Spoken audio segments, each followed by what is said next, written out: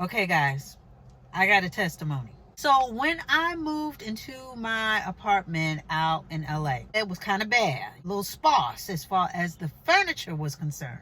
So, but I knew, I think I have a pretty good eye for certain things, and I knew what I wanted. I wanted this IKEA mirror, this huge IKEA mirror. You probably seen this before. It's really huge. It's big. It's humongous. It's this tall mirror. It's rectangular,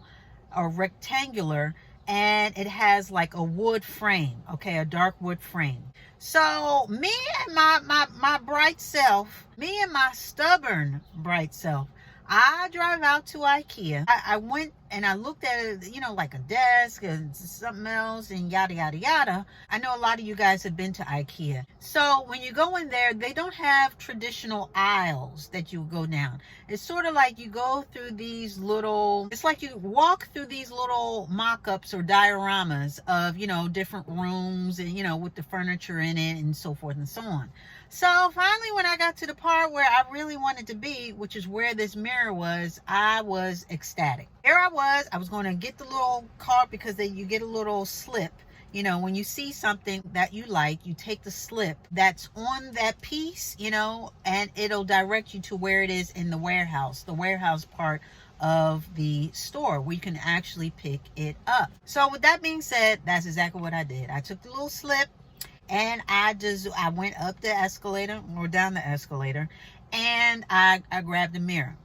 Now, I knew this was, now I'm not totally out of my head. I knew this was going to be quite the, shall I say, it was going to take quite an effort to get this mirror by myself. Because like I said, it's not only taller than me, but it's heavier than me. It's quite substantial. Okay, it's a substantial piece of furniture. So I go down the aisle, and I had a cart, so did I get it myself? I think I had someone help me put it on the cart. So it's on the cart, and I go to the checkout aisle, and I check out. After I check out, I went to go get help because you can have someone help you with your item to your car. So I pulled up in the section where you could load your car, and this guy helped me. So it's in a box. So he brought out some string and stuff like that to sort of help tie it to the top of my car.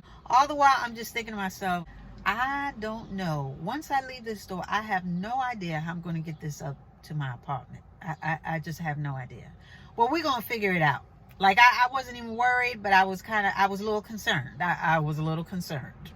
Anyway, so we go out to my car, and he's dragging it on the ground. Now, I don't know if you guys know too much about me, and you're still learning, but I'm very particular about my stuff. When I pick stuff out, I like to look stuff over, make sure that the corners are crisp. I like to make sure that nothing's broken, nothing's scratched, you know what I mean? I'm very particular about my stuff. I just am. If I'm paying money, I want it to be right.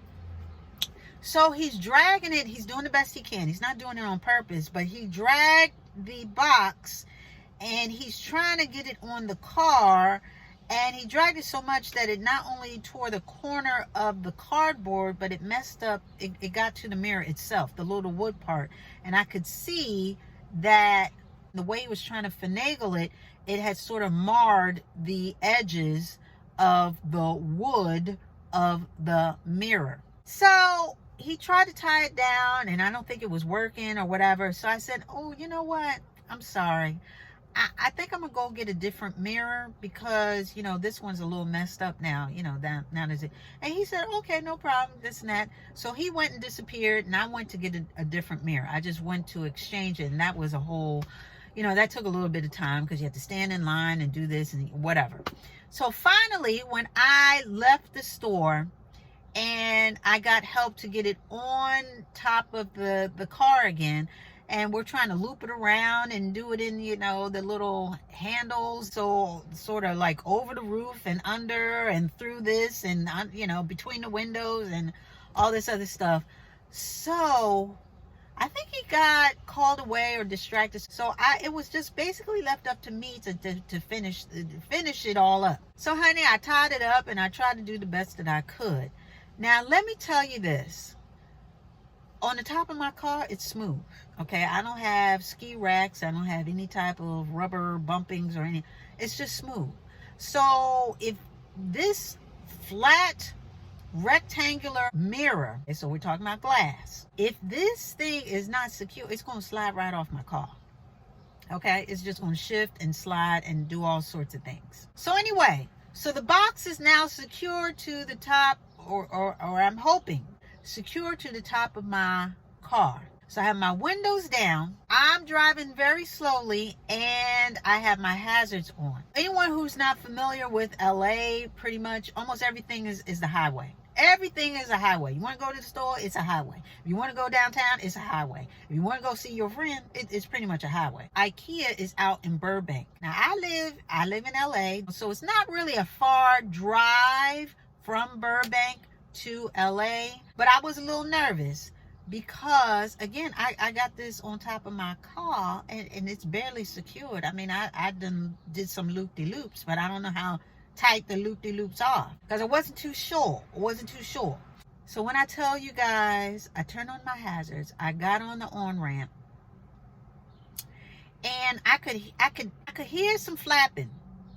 Okay, I could hear some flapping. And then I just had a flash in front of my eyes as far as if this thing falls off the highway and shatters in a bunch of pieces, not only is that dangerous for me, it's going to be dangerous for everyone. I'm going to be on the 11 o'clock news, basically. So while my window was down, what I did was I reached up, I grabbed the side of the mirror, and I held onto that mirror as tightly as I could to keep it from shifting, because what I was hearing flapping, it was shifting.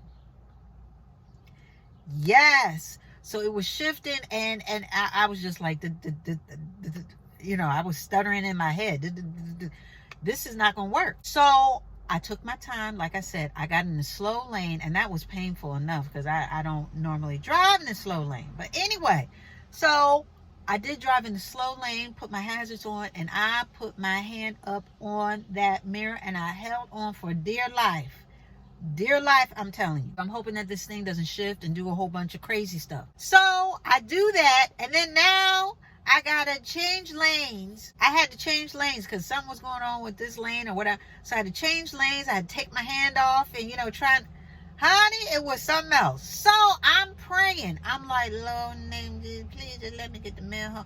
I'm hard-headed sometimes. I just wanted the mail. I don't want too much. I just wanted the mail for my apartment so I could look real cute. Lord, name Jesus.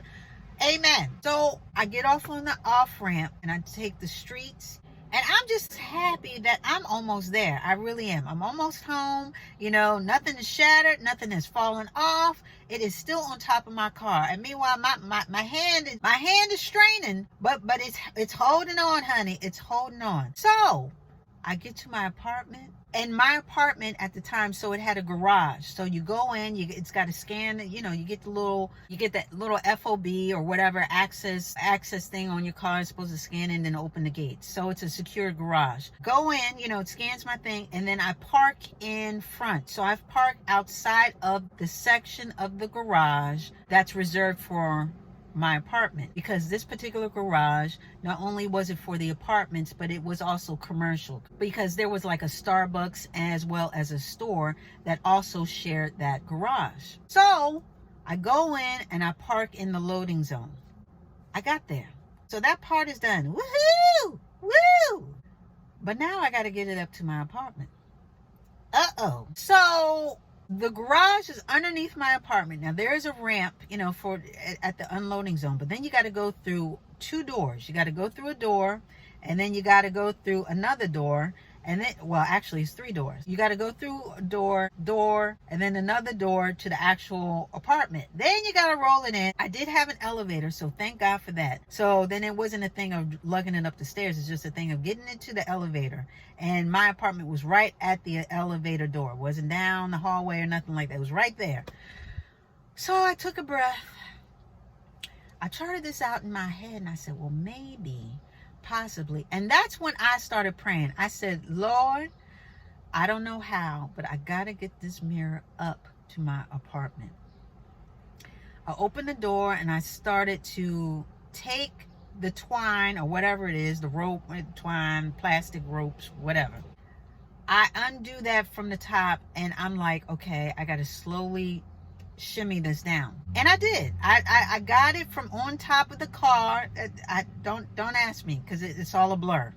But I got it from all on top of my car, and now I got it to lean up against the door of my car, because now, again, another portion of this epic purchase has now been, I'm over that hurdle now. So now it's leaning up against my car, and I'm looking a little sad, a little concerned. I was a little concerned. I'm almost there though. So I'm definitely determined to get this mirror up to my apartment. So let me tell you, it didn't take too long. It took a couple, I took a couple minutes. I'm looking at it and this and that. I'm trying to figure it out in my head.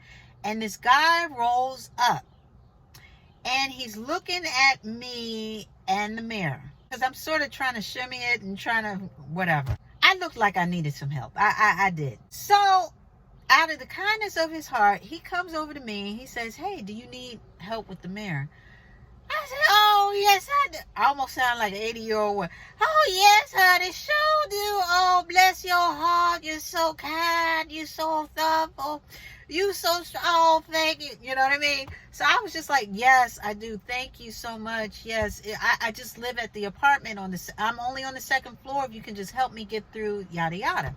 And he helped me. He grabbed the mirror and he said, what he did was he grabbed one side and I grabbed the other. And we both, through the doors, I'm opening the door and I'm doing this and that. And between the two of us, we were able to get that mirror, that heavy mirror, through the two doors and the extra door and down the hallway and onto the elevator to my front door. And when I tell you, I was so thankful. Well, actually, I had him walk me to the elevator. He got me to the elevator. I said, you know what? I got it from here. Thank you so much. Because all I had to do was shimmy it off the elevator, and I didn't want to take up too much of his time.